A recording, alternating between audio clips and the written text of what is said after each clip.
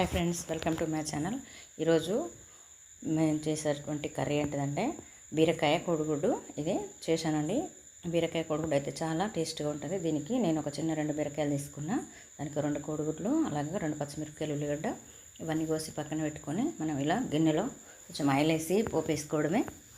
ఈ పోపులోకి నేను 2 పచ్చిమిరపకాయలు కోసిన అనుకుంటున్నా. ఇవి చాలా కారంగా ఉన్నాయి. ఈ 2 మిరపకాయలే ఆ కోడిగుడ్లకును ఆ బీరకాయలకు సరిపోయేటట్టు ఉందండి. ఇలా పచ్చిమిరపకాయలు, ఉల్లిపాయలు అన్నీ మనం కోసి పక్కన పెట్టుకున్నాయి పోపులో వేసేసుకోవడమే. ఈ పోపులో వేసినాక ఉల్లిగడ్డను కొంచెం ఉడకనియాలి. అలా పచ్చిమిరపకాయలు కూడా కొంచెం తెలుపు రంగు వచ్చే వరకు ఇలా గోలించుకోవాలండి.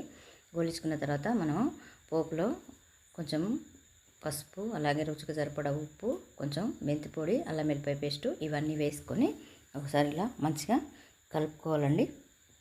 అల్లం వెల్లిపాయ పచ్చివాసన పోయేంత వరకు ఈ అల్లం వెల్లిపాయ పేస్ట్ అనేది మంచిగా నూనెలో గోలనివ్వాలి. అలాగే నేను కొంచెం పచ్చి కొత్తిమీర తీసుకున్నా. కొత్తిమీర పొడి కాదు, ఇలా కొత్తిమీర ఆకును కూడా కొంచెం మంచిగా ఉడికిన తర్వాత దీనిలోకి పసుపు, మెంతి పొడి అన్నీ వేసుకొని మంచిగా కలుపుకోవాలి. కలుపుకున్న తర్వాత మనం ముందుగా కోసి పెట్టుకున్నటువంటి ఈ బీరకాయ ముక్కలు ఉన్నాయి కదండి, ఈ బీరకాయలు అనేటివి దీనిలో వేసేసుకోవాలి. వేసుకొని దీనికి తగినంత ఉప్పును ముందుగా వేసుకుంటే అవసరం లేదు, లేకపోతే కాయలు మనం బీరకాయలు వేసుకుంటే తొందరగా ఉడికిపోతుంది. ఉడికిన బీరకాయ ముక్కల్లో మనం ముందుగా చూపించినటువంటి కోడిగుడ్లను కొట్టి పక్కన పెట్టుకున్నటువంటి కోడిగుడ్లను దీనిలో పోసేసుకోవాలండి. పోసేసుకొని కొంచెం దూరంగా ఉంచి దాన్ని మనం మూత వేసుకోవాలి ఒక 5 నిమిషాలు. ఎందుకంటే కోడిగుడ్డు ఉడకాలి కదా.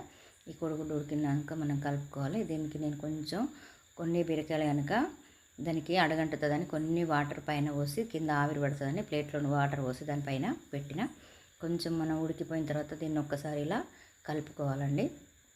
ఈ నీలం అనేది మంచిగా ఉడకాలి. నీలం తెల్ల సొన అనేది కూడా మంచిగా ఉడికితే ఇలా ముక్కలకు పట్టేసుకుంటుంది. చాలా టేస్ట్గా ఉంటుందండి. ఇది చపాతీలకు అయితే చాలా బాగుంటుంది. అన్నంలో కన్నా చపాతీలకు, పూరీలకు అయితే సూపర్ ఉంటుందండి. మేమైతే చపాతీలోనే తిన్నాము. చాలా బాగా అనిపించింది. మీరు కూడా ఒకసారి ఇలా ట్రై చేయండి. ఈ వీడియోని అయితే చివరి వరకు చూడండి.